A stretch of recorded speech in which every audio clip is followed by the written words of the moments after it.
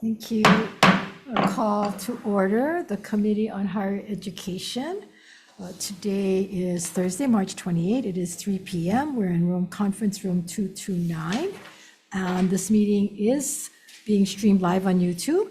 And the likely event that we have to end abruptly due to another false alarm or any other technical difficulties, we will try to reconvene. Actually, we will reconvene to discuss the outstanding business on Tuesday, 3 p.m. in this room 229, and a public notice will be posted.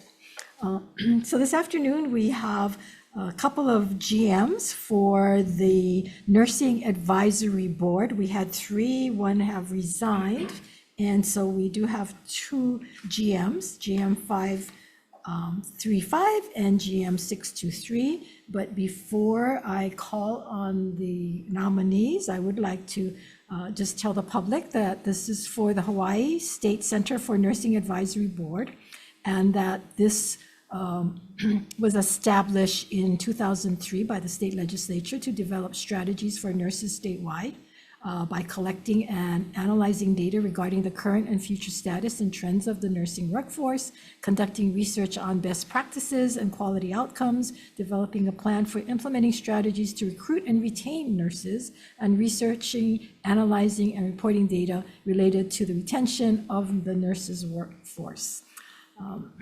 And so we do have hundreds of boards and commissions each year, and this happens to be one of them. So just want to let the public know that we consider our nurses to be very important to our state and to our healthcare system. And so we appreciate the nominees today who are willing to serve on the board. So I will start off with GM 535, submitting for consideration and confirmation to the Center of Nursing Advisory Board, gubernatorial nominee Jeanette Ayers Kawakami for a term to expire 6/30/2027. Unfortunately, Ms. Kawakami is ill today and cannot be here with us. I want to note that she has experience as a registered nurse for 23 years and engagement with the School of Nursing at the University of Hawaii Hilo for 15 years. And she has been raised and working in the rural community. And so she is very knowledgeable. And so I'd like to move on since she's not here and cannot answer any questions, but I have gone through her resume and her questions, members, and I feel that she is in fact qualified to sit on this board. So with that, I will move on to GM 623, submitting for consideration and confirmation to the Center for Nursing Advisory Board, gubernatorial nominee Sandra Leggy Brandon, I hope I said that correct, to a term to expire 6/30/2028, and she is with us today on Zoom, so welcome. And if you would like to give opening remarks and tell us why you want to serve on this board. Sure. Aloha, Chair Kim and Vice Chair Kidani and members of the committee. Thank you for your consideration for considering my nomination to the Hawaii State Center for Nursing Advisory Board. I look forward to serving on the board and happy to answer questions. One of the main reasons why I want to be involved in the advisory board is as my statement says, I'm driven by a lifelong commitment to quality healthcare and nursing excellence. And I think by joining the board, I'll be able to align kind of my own personal mission to healthcare quality and nursing excellence, aligning it with the priorities of the Hawaii Center for Nursing, and trying to develop strategic planning, promoting evidence-based practices, and advocating for policies that help develop and support our nursing workforce. Thank you very much. Members, any questions of our nominee? I just have a quick question, and I know the earlier questions from some of from the other nominee as well talked about the retention of our nurses. Have you attended any meetings so far, or will you'll be doing your first meeting after you're confirmed? It would be my first meeting after I'm confirmed. Okay. But do you have any ideas and thoughts about how do we retain our nurses and, Yeah, I think it's really important I think it's very important to not only provide a broad education within our nursing universities, which they've since expanded, especially as myself, I'm a psychiatric nurse practitioner, all three major universities have expanded psychiatric nurse practitioner programs. And I think that opportunity to expand and meet the needs of what our community has is one way to retain nurses. And the other thing is just opening opportunities. When I became a new grad nurse, way back when, there weren't a lot of opportunities to have new grad positions, and that's since changed. And I think that has opened a lot of opportunities for us to be able to retain our local talent here in Hawaii. Okay, thank you. Members, I failed to mention we do have people testifying in support. I'll go back to GM 535 after we're done with this, but for GM 623, we do have Laura Reinhardt. Sorry, Laura, didn't mean to ignore you sitting there. No, it's certainly okay. Good afternoon, Chair Kim, Vice Chair Kirani, members of the committee. Thank you so much for hearing this nomination for Sandra Legge Brandon. I just want to mention one of the things as we look at retention, which is so important, as we look at the strategies moving forward, as we look at making sure we have enough nurses in our state, one of the deficits I found on our advisory board is that we didn't have a behavioral health professional. And so we were actually seeking a nomination who had that specialty and expertise. And certainly with this nomination, we have that. And so I'm very excited about bringing that skill set and the representation onto our board.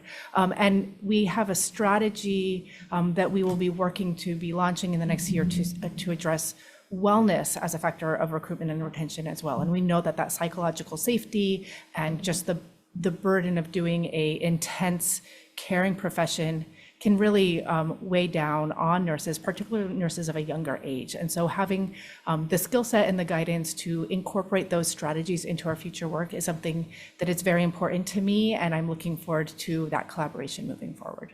Wonderful, thank you very much. Members, any questions? If not, thank you. We did have testimony from Rick Bruno, also in support for testifying for Queens Health System. Anyone else wishing to testify on this GM? Hearing none, I'll go back to you, Laura, for GM 535 for Jeanette Ayers Kawakami. Again, good afternoon, Chair, Vice Chair. And again, I'm Laura Reichert. I'm the director of the Hawaii State Center for Nursing. I have been a longtime colleagues with Jeanette Ayers Kawakami, and another strength that we wanted to build on our board was Neighbor Island representation to make sure that we had representative voices on our advisory board. Jeanette came to our board as an interim member. She has served very well. She's been committed. She's been vocal. She has been able to describe the challenges as well as the strengths of rural nursing education.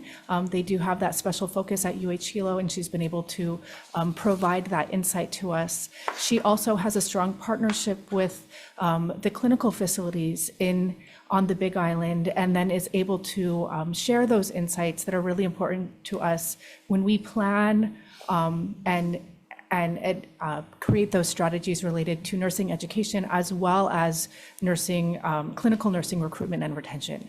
And so her insights have been very valuable, and we have been very pleased with her partnership before becoming an interim member and continuing with that. So we are looking very much forward to her full position as an advisory board member. Well, thank you so much. And on behalf of this committee and our Senate, we certainly appreciate all the work our healthcare workers, especially our nurses, and we know how important you are to the fabric of our community. So thank you. Thank you very much. I appreciate for that. being with us today. Okay, Sure. members, if there are no Yeah, just questions, yes, Senator Favela. Just a quick question for the retention part. What is the most, because we understand the pay, but can you let us know about the overwork? Not just the pay, but why are we losing the nurses? Because people thinking that you guys are a bunch of money hungry, greedy people, but they don't understand. You know what I mean? But they don't understand the workload that you guys have and what you guys got to put up with. So can you kind of just share with us on a work schedule, on a potential floor here in Honolulu, maybe Queens over here, what you guys got to deal with when you guys are short-staffed going forward? Because I like the community to understand this is not a field that just anybody can just go in and, pull a card or, license and end up being one nurse, it's not easy. So the retention is where we as senators really want to make sure we keep, and people out there need to understand, it's not just about the pay, but it's the work schedule. And thank you so much, Senator. I really appreciate that question. It's certainly, when you look at the salary alone, it can be challenging because we do make, I've seen a statistic, 59% higher than the average worker in Hawaii. And so it's really important to have these conversations. One is just to comment on that specifically. We are the largest licensed healthcare profession in our state. We're the 7th largest industry in our state. And that means that we have touch points with so many other healthcare workers and community members. And when there's communication from nurses, we also oftentimes end up serving as a voice for those other healthcare professions. As it relates to the work environment, though we have had a shortage for the past several years, and it has been challenging. One, there is tremendous growth in the industry. We're seeing many more new grads coming into graduating and then getting their jobs in Hawaii, which, I mean, we recall it was not so long ago that wasn't the case, and it is today. The Center for Nursing has the first statewide nurse residency program in the nation. We've had it since 2012. We have celebrated a 97% retention rate for those new grad nurses in their first year of working. Across the nation today, it's about 73%. So we're doing 20% better. And the reason why we have that success is because we have the scaffolding of support. There is a mentor, a preceptor, there's supported onboarding, there's additional education and training to help develop the continuing competency, the critical thinking, the nurse decision-making that I think we can all recognize. All of those skills continue throughout your career, and it's really that investment up front. We have those programs on every island or every county in this state, and we've seen a 350% growth since 2019, both in rural engagement as well as the number of nurses going into those programs. We also, and it was alluded to by Sandra Leggy Brandon, we also have recently expanded to specialty training. So it used to be that if you had a nurse who was a med-surg nurse, like a nurse on a general floor, and they wanted to become an ED nurse, a lot of hospitals did not have the training capacity to teach them to go into that specialty area. And unfortunately, the message for years was you might need to go to the mainland to get that specialty training, and we'll be so pleased to bring you back when you have that experience. We are closing that gap today. We have partnerships actually with the University of Hawaii Community College's Good Jobs grant right now, and we trained over 300 nurses last year in specialty areas, and that means they're getting to stay in Hawaii, stay home, and taking care of their patients, their family members, their community members, while also achieving their professional goals, which is incredible. And we've worked for years to pull that off, and we're really happy to say that we're doing that today. As it relates to the job, the workload, nursing is actually quite a dangerous job. We experience some of the most violence, and unfortunately we've experienced that in our home state. We also have more back injuries and more physical injuries just because you lift people are heavy. So those efforts really require that team-based care. It requires the facilities to have the equipment, and it also requires that bodies have enough rest. And we're working through those environments. There's a lot of those OSHA strategies that are very much in place, but that doesn't remove the fact that you're taking care of people, and people weigh over 100 pounds or more. So those things require the evidence-based strategies. They require the equipment. They require all these other strategies that we work on as a community to address. So if there's a standard, we try to talk about that in terms of the evidence-based practices, the quality outcomes, and then increasingly, we're also looking to find grants or other support to try to bring in those resources that help facilities. And then each of the facilities are doing that work on their own as well. Thank you.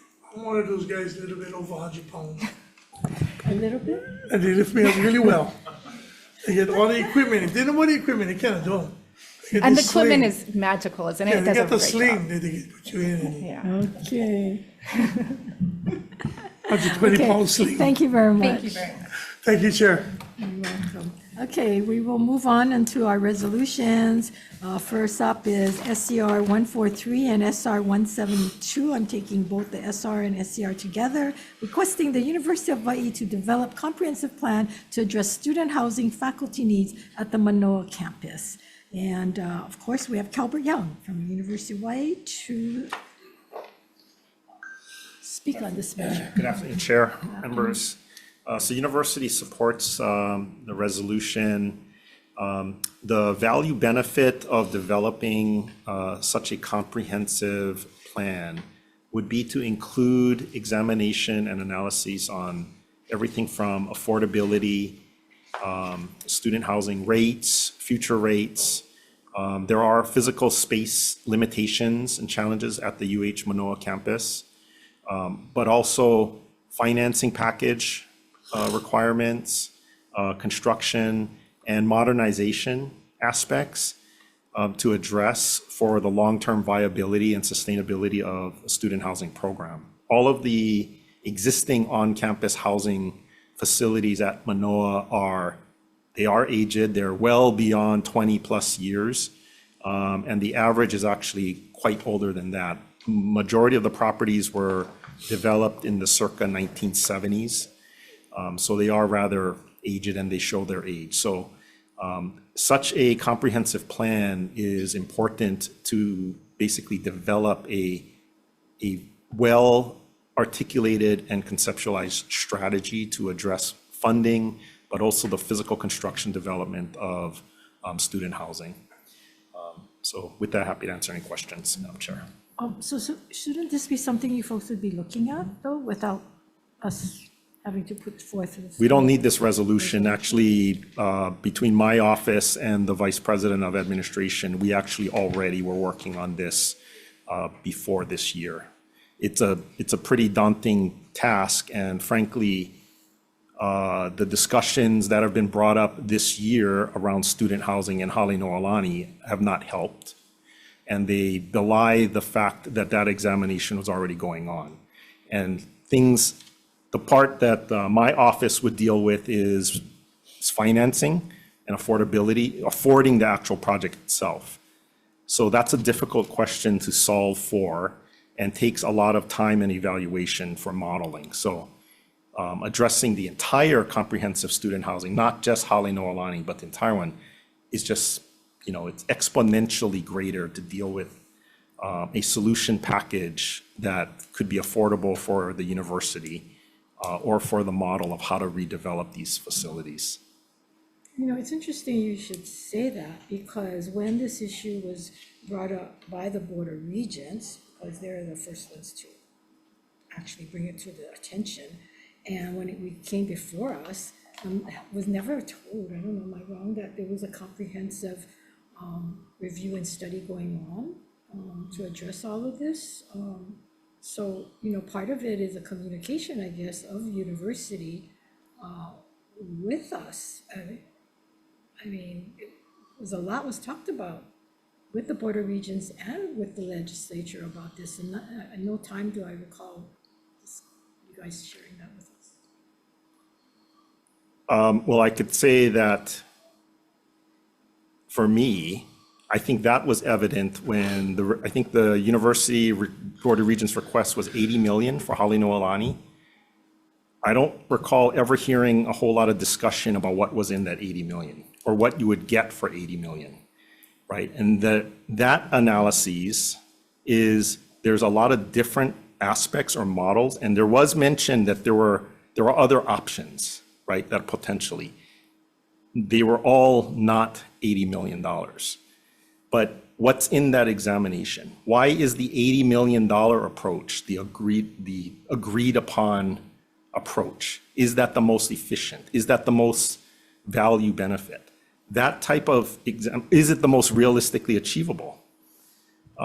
Those are the types of things that a comprehensive plan would actually have to entail, especially when you're talking about more than just one facility. It's not just Halinoalani that's the issue. What I think was not totally made clear was that Halinoalani is like the the case example of the symptom that is the problem. The problem is all of the facilities are aged and require significant capital investment for renovation.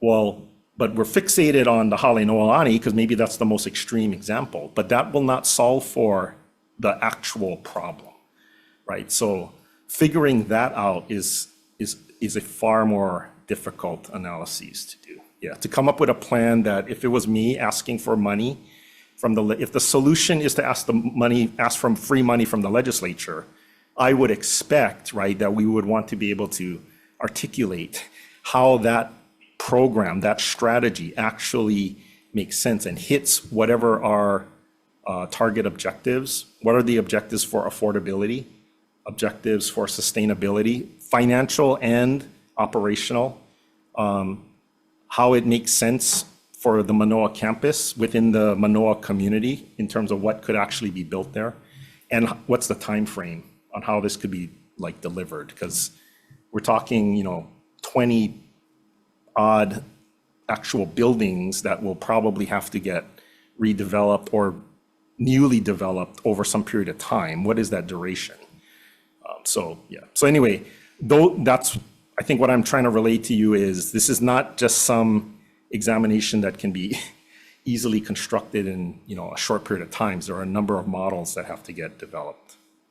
I think, well, I certainly understand that. And again, Hale Noelani was brought up as an example, and when I guess the response was that we weren't aware of it, that I think raised the ear of a lot of legislators as well as I guess the Board of Regents.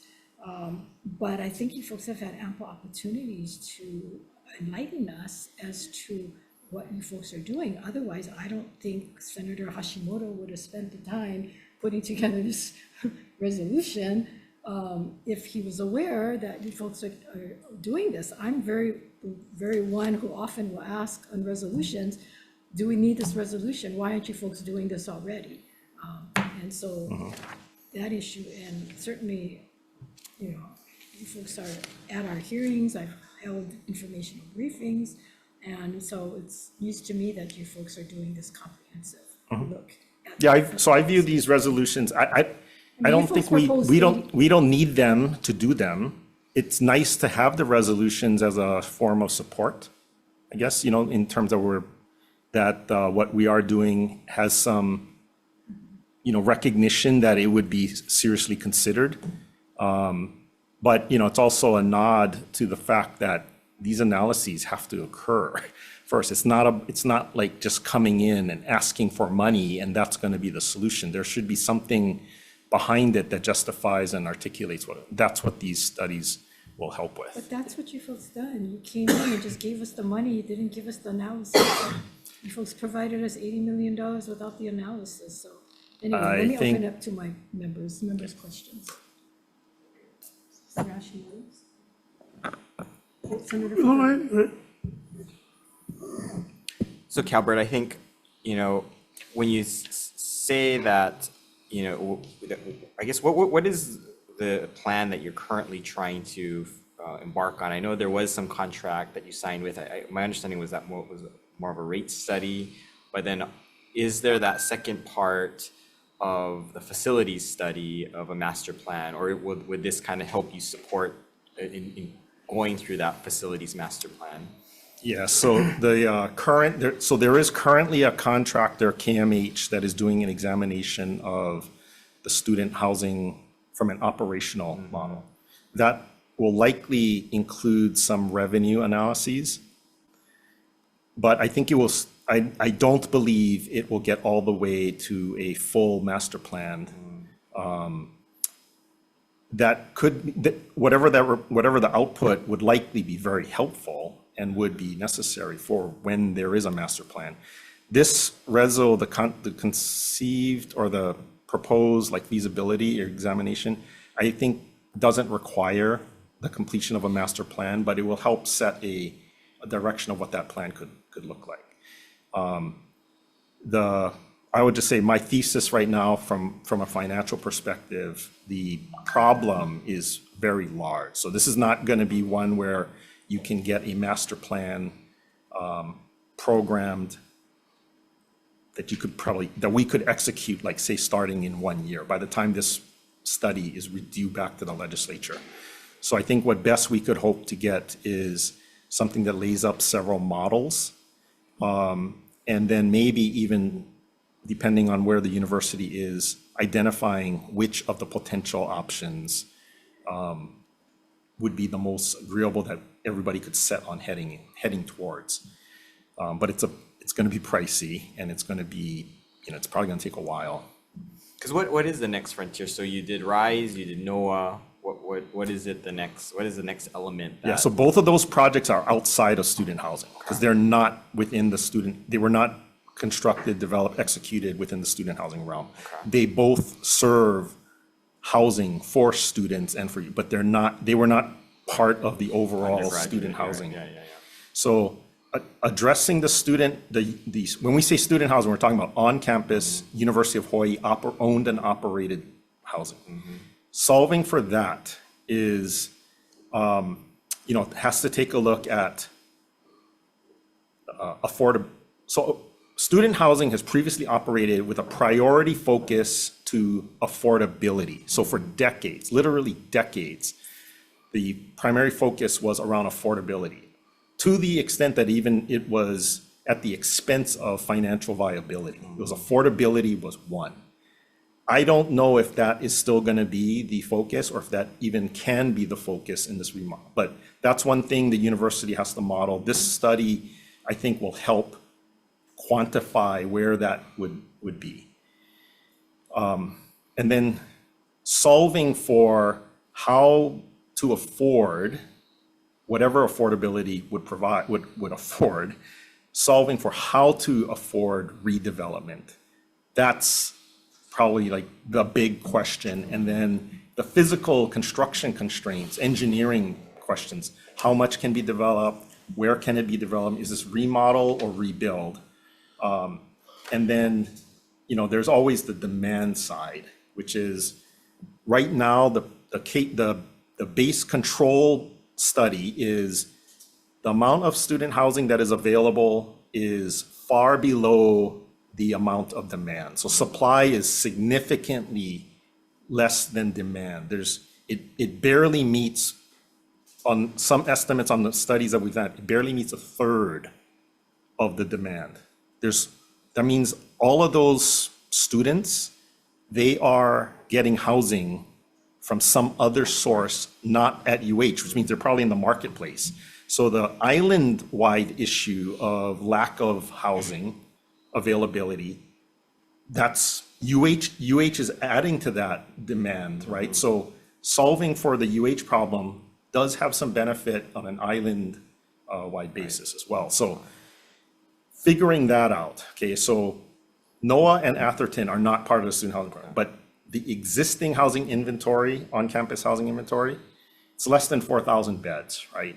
So with Halinoalani being out of service, that means, 15+% of the inventory, or the amount of inventory is taken out of service.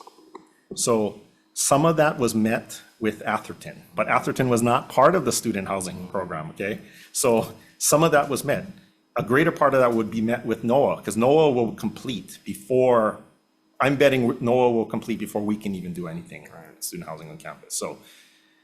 So if you looked at it in an entire ecosphere, I think we will get back to having available beds to pre-2017 levels, but it's going to be a different model, right? Because it will include Atherton and NOAA.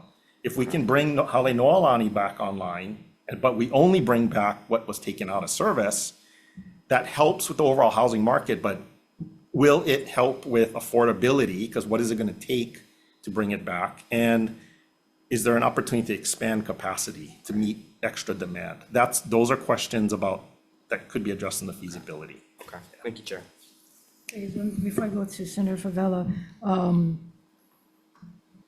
part of the study is looking at overall, whereas in NOAA, the university has committed to subsidizing $2 million a year to keep the rents low.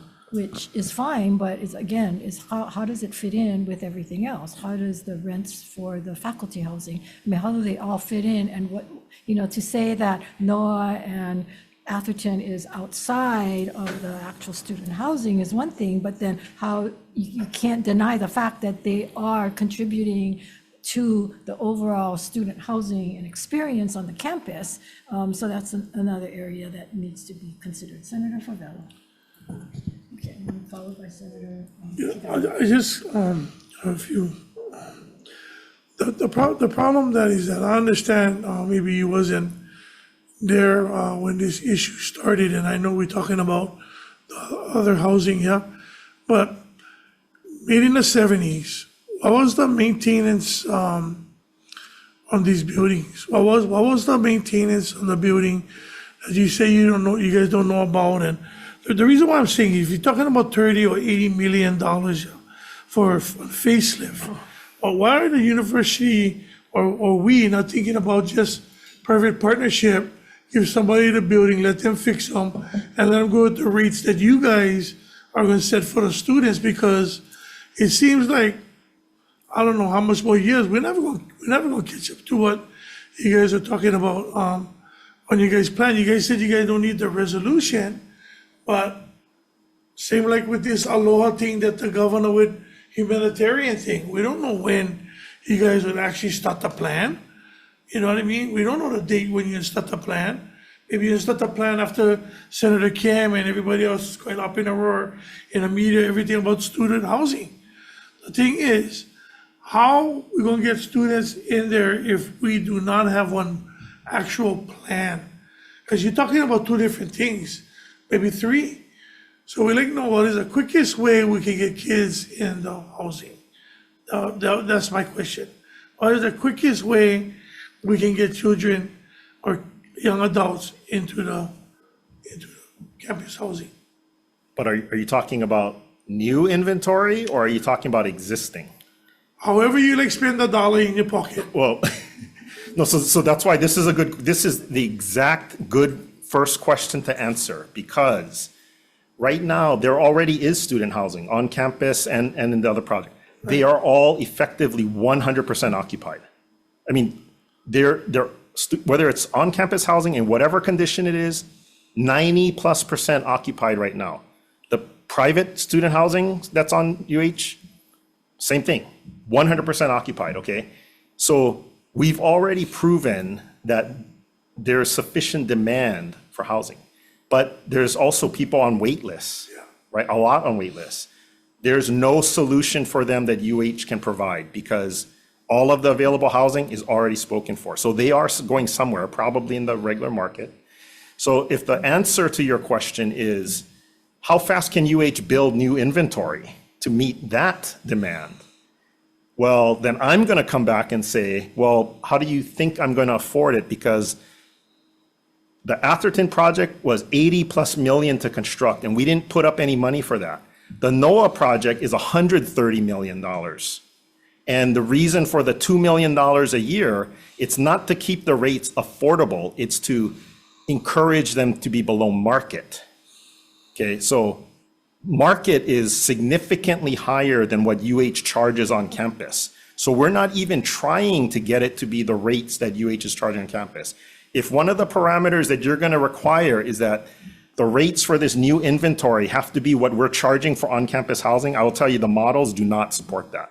There's no way that we can construct a new inventory and charge what UH is charging for on-campus housing. But if you say, well, okay, then don't charge what UH is charging, charge whatever you need, well, then that's gonna bring us back to this question about affordability. And for the last 30, 40, 50 years, student housing has prioritized affordability above financial sustainability. So that's why rates have been historically very cheap, have not been increased over time. And the rates, the business model, if you will, again, this is my professional assessment as the finance officer. The business model was the rates and revenues were sufficient to pay for the operating expenditures, not to replace or refresh capital, maintenance.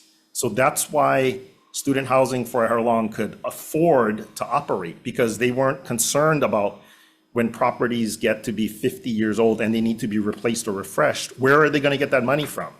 They, you know, if you're a condo, right, you're a private condo, whatever you're paying for an association dues, there's a reserve on top of that that's building an account to pay for when the inevitable elevator needs to be replaced, or the plumbing needs to be replaced, or the roofing needs to be done. They're banking money, or they're supposed to be anyway, but they're supposed to be banking money for these. That was not the model. So that's why when you have these questions about when Hale Noalani, as an example, comes up and there's significant deficiencies for repairs, and there's no source of funds to meet that, there's limited options, right? It's either close it for health and safety reasons, or you got to try and find the money to make these repairs, but it's not to refresh it for 30, 50 years of additional life. It's basically just to keep it so that it can be, remain open. That's not a model that I think is sustainable, especially not for the long term. So again, these are the examinations. Not all of them are financially rooted, but they do require laying out what are the objectives and answering some very difficult questions about how to, what to do next. I can't change what happened over the last 30 to 50 years, but we definitely know what the problems are. Some of them are systemic. Can you change those? What is it going to take? What is it going to look like? And it might be a market or culture change in terms of what student housing is going to end up looking like. Do we know how much kids that that's renting off campus, that's not staying at home? Which one, the Atherton one? No, just how many kids that is? Oh, Because right now, if we're asking for fixed 30 Yeah. units and we only get 1.5 kids for rental, make no sense, right? yeah. So you said you have a wait list and it's highly in demand. So how much kids did you guys estimate that is renting off campus that would rent on campus if it was available? Yeah.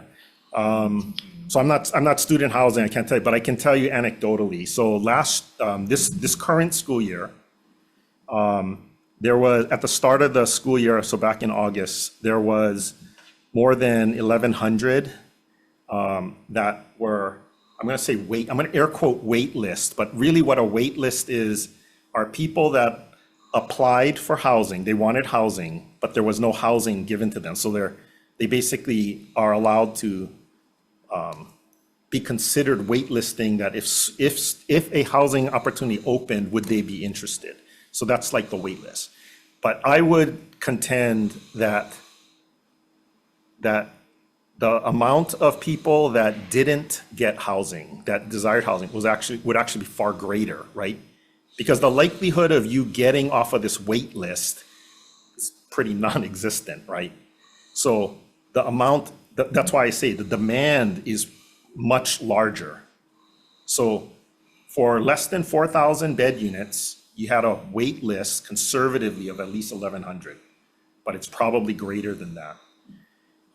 And some of those people that would have been on the list, they got satisfied by Atherton. They went to non-university operated housing, and they were willing to pay more for it. So, and that was like 350 something beds, right? That's how much Atherton is. So that's why I think that 1,100 is probably an underestimate of what actually is out there. So the student housing now, do you guys have accommodations for disability? I couldn't. I don't. That's not. I don't run student housing, so I don't know. The But I reason would why have I'm to believe asking that. this is because you're talking about how much people is on the list. How much of the people that's staying in the dorms is from neighbor islands and kids from Hawaii? Yeah. So another just an order of magnitude. My understanding is that somewhere about 40% of on-campus housing are resident, meaning in-state. Yeah. So when they rent student housing, is it rental for the full year or only for 9 months? Yeah, so that's the difference. So on campus, so university-run housing, student housing is 9 months, 2 semesters.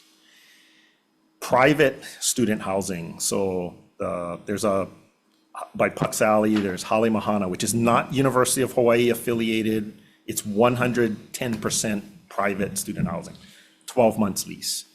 Atherton Rise, 12 months lease. The NOAA project, which is going to be for graduate students' targets, that is also forecasted, 12-month leases. So that is a very big difference. Again, that's in the models, that's going to get spelled out, goes towards financial sustainability, because the on-campus housing model is you only generate revenues for 9 months. Yes, so why don't you guys change that? So that would be a big cultural shift, right? Right, that would be a shift. But It's a shift, but you probably would still rent it. yeah, I don't spoiler alert it, but that's a big move. And, we'll see if the university is willing to take that move, or if it's required financially. But that's a very big difference between the business model for on-campus housing versus all of our other development, even the university P3 projects. It's a very different revenue stream. Yeah. Well, I think that's something that you guys should consider, because yes, it is a big difference. Yeah. And that's, it falls on us to make up the difference if you guys can't use those rooms full time. Right? That's not, well, that is also something that has to get evaluated. To what extent is the legislature involved? Well, and therein lies the questions that, you've talked about brought up a lot of issues, and you brought up a lot of questions that need to be answered. And I think that's what we're looking at, like, what is the University of Hawaii policy today? What is it? What are we considering? haven't seen anything put on the agenda for the Board of Regents. We haven't had any communication. But where are we going? And that's the kind of stuff that leads legislators to come up with solutions, because they don't know or hear or are briefed on, this is what we're looking at. These are what we're considering doing. The other area is, how does a policy then relates, the housing policy then relates to some of your other policies for projects. For example, the housing issue is like, you generate the money for housing and that stays in the fund.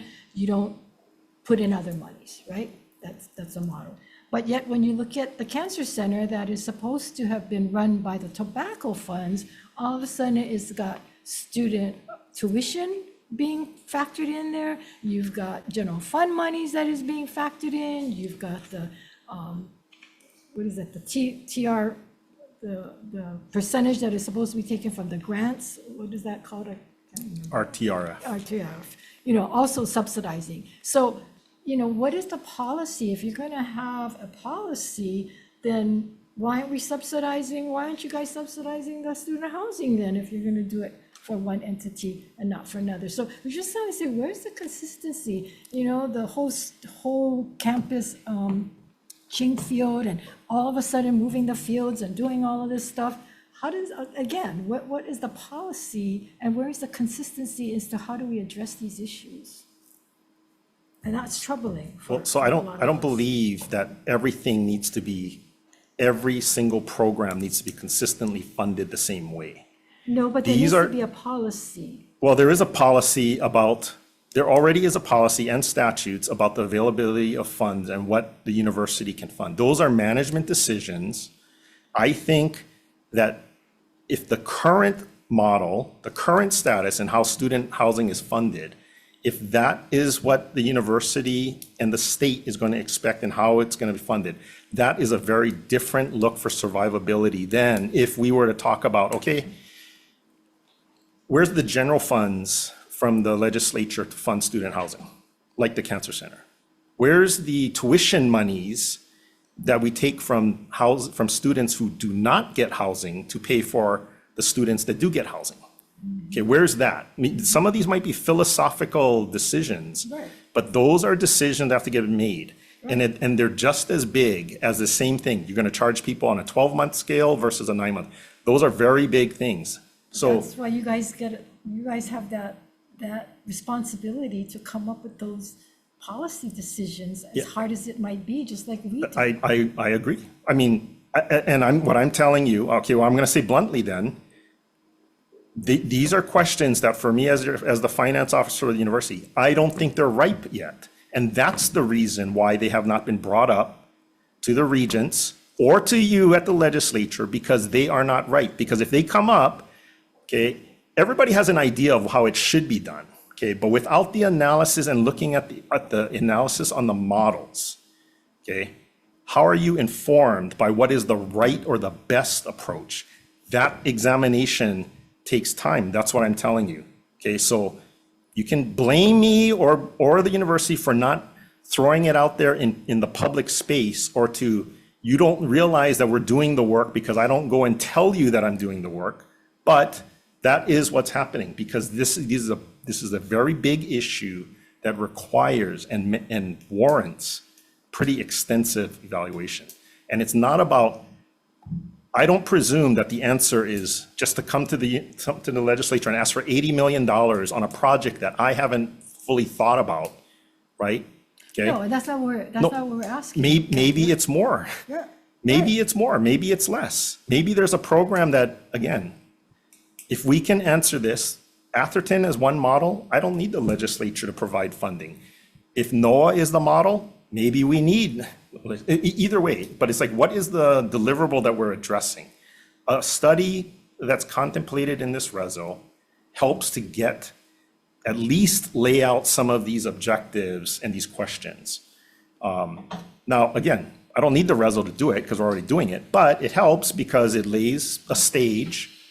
I would love to come back to you guys like in 8 months and tell you, hey, this is what my analysis or what we've examined. Here are some possible options. Here's where we think UH is going. Maybe it coincides with a budget request next year. Maybe it doesn't, but it lays a stage. And whether we have the reso or not, I'm hoping that we actually have this analysis completed anyway. So we have something to present and talk about then anyway. Yeah. You know, I just like when you often say, well, if you want to blame me, it's not about blame. And you guys always do that throughout the stuff. Well, I'll take the blame for it. The fact that we raise these concerns, we raise these issues as to where are we going? And, you know, it's not like this has happened overnight. The problem with the student housing has been on the boiler for a while. It hasn't been brought to the attention like it has recently. And again, it wasn't us that brought it, it was the Board of Regents that brought it up. And of course, the administration kind of didn't want it to be brought up at the time. But the fact of the matter is that, you know, that building has been empty for 7 years. So you know that problem. The plumbing is deteriorating on some of the other buildings. So these things are happening. And so, you know, for us to raise it and then to say, well, if you want to blame me for not bringing it forward, it's not the point. The point is, you know, these things are ongoing, and where are we headed? And to share with us, to say, you know, we're working on this, we're working on that, we're trying to solve we brought it before the regents, or it hasn't, but there needs to be communication, and that's the big problem we're having with the university. It's like, we want autonomy, yet we don't, and then yet we have to come to you guys for money, yet, you know, you throw us $80 million, oh, but that could have been more, but you guys provide us the numbers. You know, so Well, if you with all can't due respect, justify Madam some of Chair, that, I mean, I've sat in informational briefings where you actually have asked repeated times whose decision it was to shut the Honolulu line. Okay, so what's wrong with that? nothing, but Yeah. I think it's not fair to say that you're not looking to lay blame. I think you are trying to identify who is responsible or at fault. All I'm telling you is like, look, if you need for that, I don't have a problem being that person.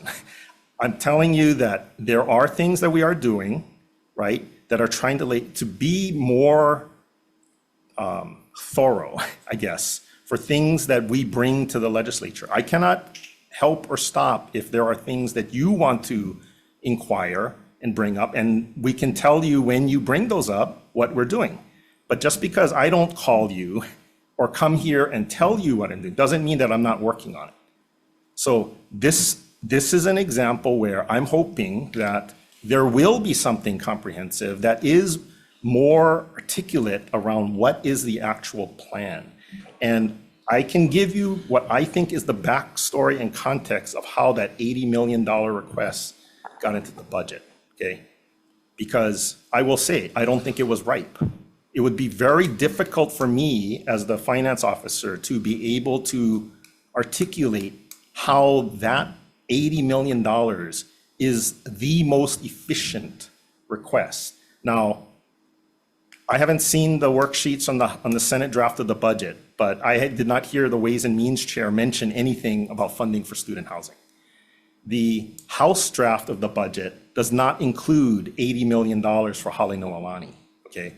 So the question will be, if we get through session and there is no legislative funding for Haleʻonaulani, what then? Right? What then? Because we made such a big deal about Haleʻonaulani being closed. Oh, it got to get reopened. It's $80 million.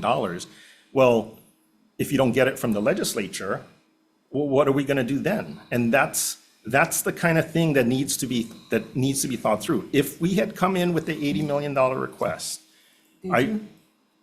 sorry? Did you?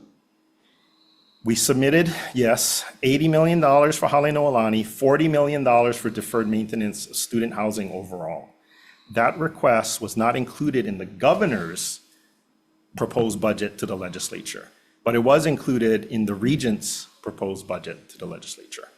But neither the House, and I'm betting the Senate version of the budget either, includes any funding. Well, I should take it. The House has thrown a nod to student housing by including it in RIM. So as part of an amount that the House has identified as overall RIM funding, they've mentioned student housing. But it's not specifically or exclusively dedicated for student housing or for Haleʻonaulani for that matter. So this will be one where if we get past the legislative session, right, this question is going to come, well, what do we do now about student housing?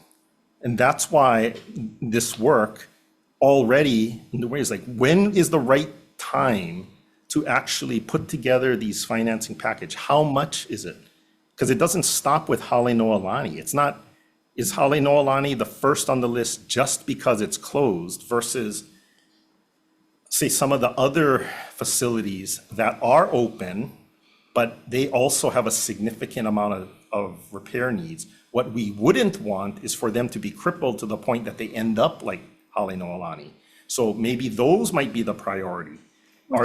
Which is why we asked for the priority, and I asked for priorities because, again, if the plumbing situation is going to close down more units, then we certainly want to address that, because to get the 80 million for Haleʻonaulani to bring it back is going to take some time, where we have a set of 100, I don't know how many beds that entails, the plumbing, that second portion of the Haleʻonaulani.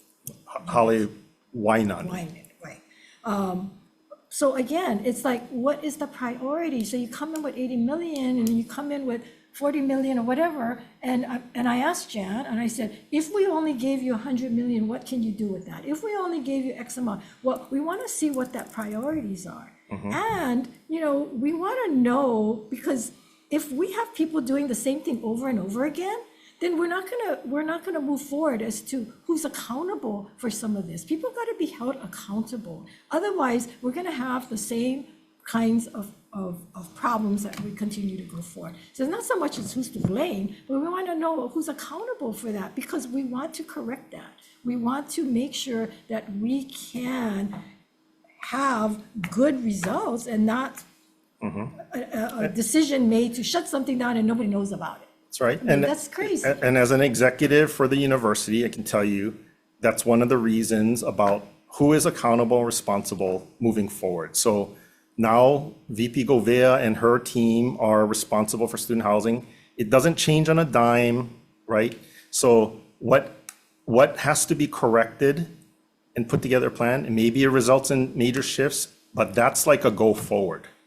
And financially, same thing, as an executive of the university, what is student housing going to afford? And what changes will that make to overall, to affordability, but what's the overall plan for student housing?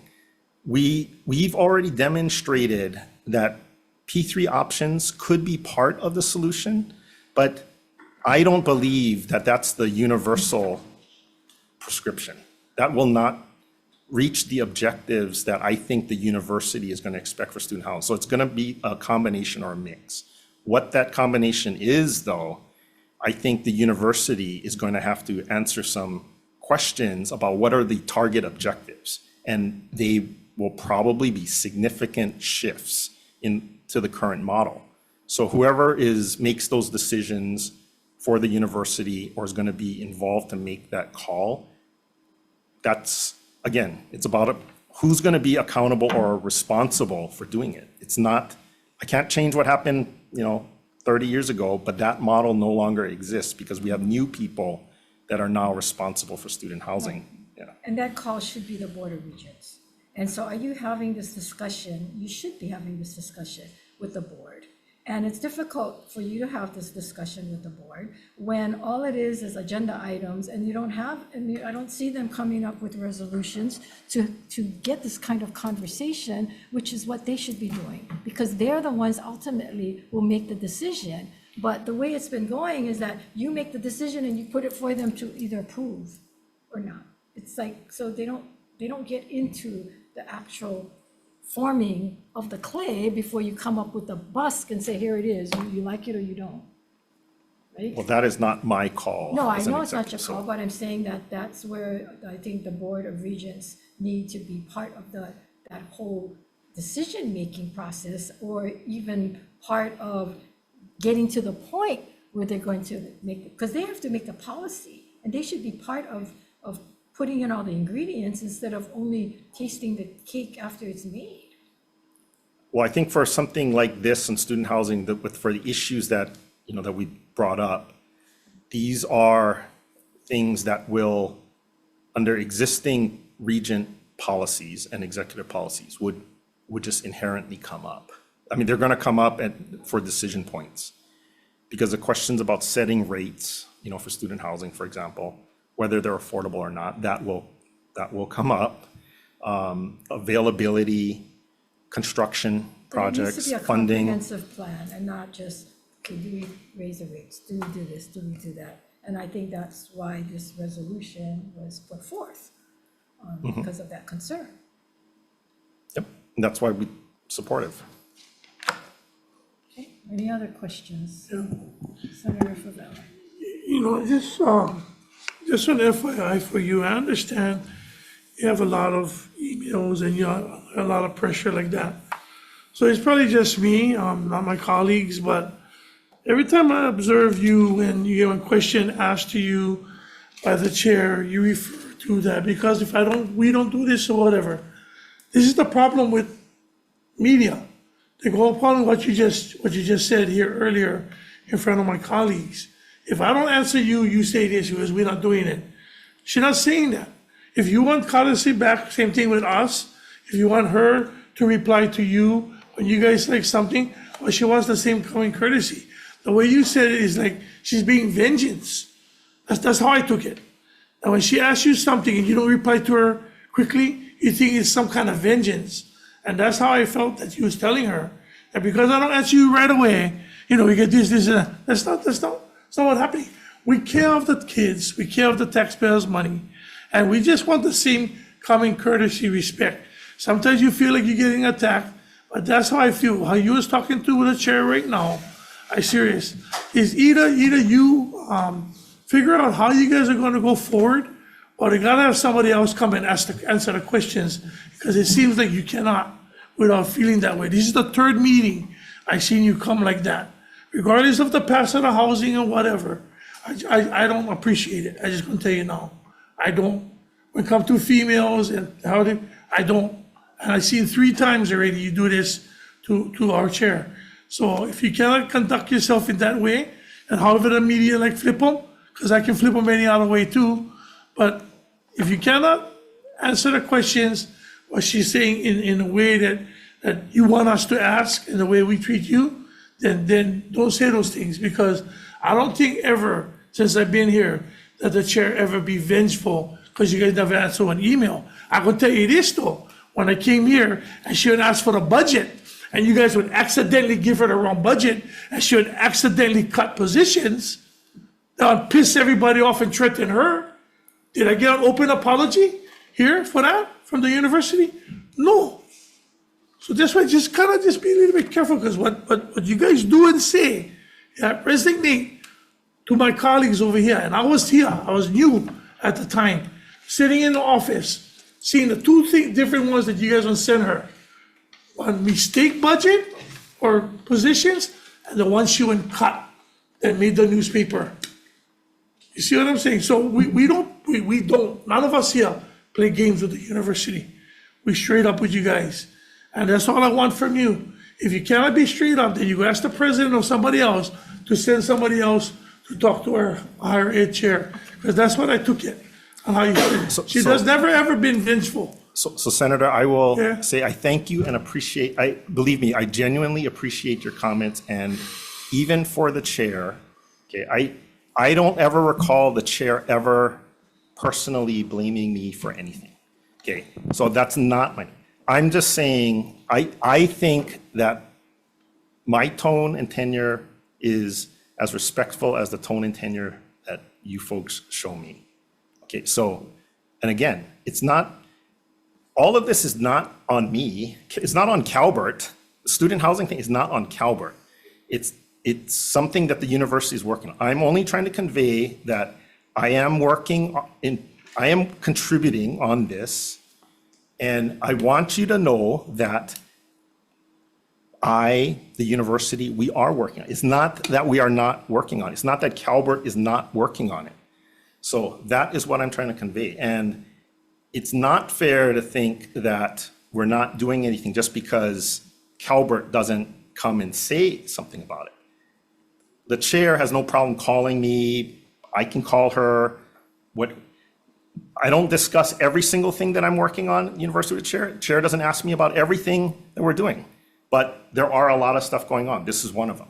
Okay, let me just interject very quickly. So the point for me is that when we have the hearings and when we're hearing it, that when we don't get the information or you don't share that information, it's not so much I'm going to call you or you're going to call me, tell me what you're doing. But if we're talking about the $80 million in housing, and yet there's no mention of doing anything, and then when we write a letter, we pass it, and the president says, oh, we're already working on it. Well, nobody brought it up and told us you guys are working on it. Well, we brought this up earlier. And I think that's the point that is trying to be made. And then always the fact that, well, you can blame me. It's not the blame game.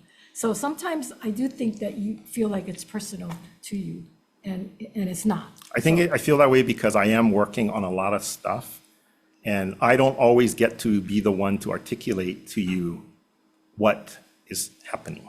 So, Well, like you said, you can always call and let us know, but I don't expect that. But I do expect it in the hearing because I do want, the public should hear it. Not necessarily just for us. I like to have meetings in the public and not in my office because I want the public to know what's going on. And we can't fix or change what is said here, but in the offices, people tell me something and then they do something else, which is why I don't like to have private meetings. I like to have meetings in the hearings. I ask the questions in the hearings, and I would expect that we would get the answers in the hearings, and not necessarily you calling me or sending me an email. I mean, that's just how I operate, so. Okay, with that, we'll move on, because I know Senator Hashimoto has to leave, so, but thank you, okay, Kelvin. thank you. Okay. We are moving on to the next and the last resolution, Senate Concurrent Resolution 202 and SR 178. And this is urging the development of a baccalaureate degree program in education with an online option at Leeward Community College to address the educational needs of working adults in all counties. And I believe Deborah Halbert is here to testify. Thank you, Deborah, for waiting. Good afternoon. afternoon, Chair, Vice Chair, members of the committee. Deborah Halbert, Vice President for Academic Strategy. We stand on our written testimony. I can describe that if you like, or we could, mostly, of course, we accept the intent of this particular resolution, and we do work with all of our community colleges and four-year colleges on the education issues specifically, including articulation agreements. As the testimony describes, we've just stood up an undergraduate degree in education at the University of Hilo. So that's going to hopefully increase the capacity for students, especially on the Big Island. And we do have statewide certificates as well as undergraduate degrees that University of Hawaii Manoa offers. So with that, I'll stand open for any questions you might have. Thank you. Okay, you are in support of the resolution. Yeah, certainly of the intent, though, as it says, we are actively working with the variety of colleges across the system to develop the best way that we can maximize the educational capacity without undue duplication, if that makes sense. Okay, thank you. Members, questions? Hearing no questions, thank you. Oh, thank you. Members, I'm going to go right into decision making, meaning that we are limited in time. So for GM 535 and GM 623, I'm going to take that together. I'm going to recommend that we advise and consent for gubernatorial nominee Jeanette Ayers Kawakami and for Sandra Leggy Brandon to serve on the Nursing Advisory Board. Is there any discussion? Hearing no discussion, Madam Vice Chair, the chair votes aye. For GM 535 and GM 623, Chair votes aye, Vice Chair votes aye, Senator Fukunaga excused, Senator Hashimoto. Aye. Senator Favela. Aye. Measures adopted, Madam Chair. Thank you, and and congratulations to our nominees. Senate Concurrent Resolution 143 and Senate Resolution 172. This is for the comprehensive plan to address student housing by the university. Senator Hashimoto, thank you for working on this resolution. The recommendation, members, is to adopt a proposed SD1, which is to technical non-substantive amendments, pretty much.